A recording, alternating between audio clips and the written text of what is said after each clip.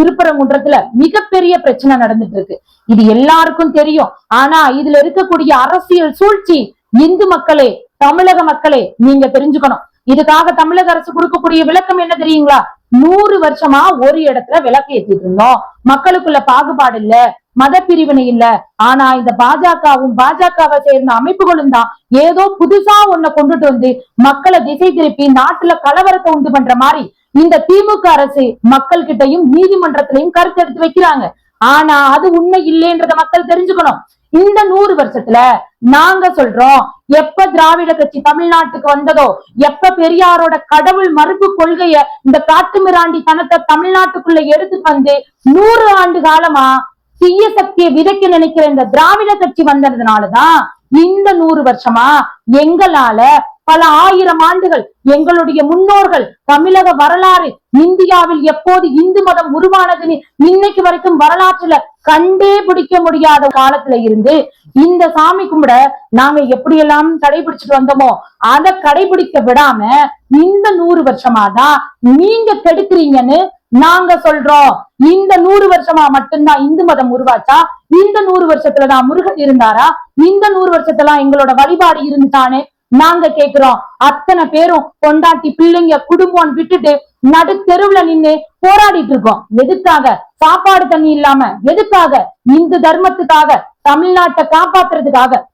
உங்களோட கடவுள் மறுப்பு கொள்கைய ஏன் பெரும்பான்மையாக வாழக்கூடிய இந்த இந்து மதத்து மேல திணிக்கிறீங்கன்னு நாங்க கேக்குறோம். ஒரு நடிகரோ நடிகையோ ஒரு கோயிலுக்கு போயிட்டா அத உடனே இந்த மீடியா போய் போக்கஸ் பண்ணி இந்த நடிகை வந்தாங்க, இந்த நடிகர் வந்தாங்க, இப்படி கைப்பிடிச்சாங்க, இந்த ட்ரெஸ் போட்டாங்கன்னு சொல்ற இந்த மீடியாவும் தூங்கிட்டு தானங்க இருக்கு தமிழ்நாட்டுல. விடாம டிவியில ஒவ்வொரு பக்தன் இப்படி உட்கார்ந்து போராடுறானே, இத காட்சிப்படுத்தினாதானே இந்த கடவுள் மறுப்பு திமுக ஆட்சிக்கு சவுக்கடி கொடுக்க முடியும். 105 வருட கால போராட்டம், 105 வருஷமா இந்த மதத்துக்காக இந்த வழிபாட்டு முறை மாற்றப்பட்டுச்சே, பழையபடி வழிபாடு கொண்டுட்டு வரணும் தானங்க போராடிட்டு இருக்கு இந்த இந்து தர்மம். ஒரு பிரச்சனைன்னு வந்துட்டா ஒரு ஆளக்கூடிய அரசு என்னங்க செய்யணும்? தமிழனுக்கான அரசு, தமிழ் மக்களை காப்பாத்துற அரசு, நான் தமிழன்னு சொல்லுதே.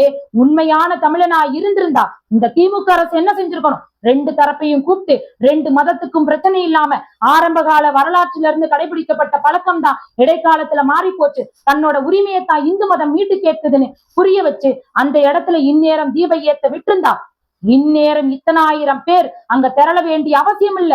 சண்டை இல்ல, கலவரம் இல்ல, எதுவுமே இல்ல.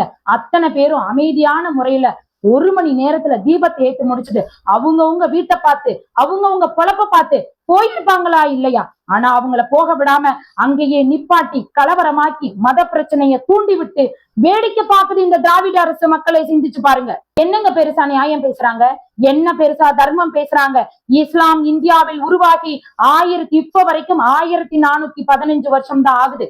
ஆனா இந்து மதம் தர்மத்தின் அடிப்படையிலும் கோட்பாடின் அடிப்படையிலும் பண்பாட்டின் அடிப்படையிலும் வேத காலத்திலிருந்து 5000 7000 அல்ல 10,000 ஆண்டுகளுக்கு மேல பழமையானதுன்னு இன்னும் வரலாற்று தளத்தை கண்டுபிடிக்க முடியாத அளவுக்கு தான் இந்த இந்து மதத்தின் ஆய்வு இருக்கு. இந்து மதம் தனி ஒரு நபரால உருவாக்கப்பட்ட மதம் அல்ல, தனி ஒரு நபரின் போதனையால் உருவாகி நின்று கொண்டிருக்க மதம் அல்ல. பல 1000 ஆண்டுகளுக்கு முன்பிருந்து சனாதன தர்மத்தால் பின்னி பிணைக்கப்பட்ட மதம் இந்து மதம். இப்படிப்பட்ட இந்து மதத்தை ஒன்னால காப்பாற்ற முடியல, இப்படிப்பட்ட இந்து மக்களுக்கு ஒன்னால தமிழ்நாட்டுல நியாயத்தை கேட்டு கொடுக்க முடியல. இப்படிப்பட்ட பெரும்பான்மை மக்களையும் நீ கேள்வி கேட்டு திண்டாட விட்டு ரோட்ல அலைய விட்டு நீதிக்காக போராட விட்டுறியே, நீ எல்லாம் ஆளும் அரசா? இந்து மக்களே எல்லோரும் சிந்திச்சு பாருங்க. எத்தனை நாளைக்கு தான் இப்படி கொட்டிக்கிட்டே இருக்க குனிஞ்சுக்கிட்டே இருப்பீங்க?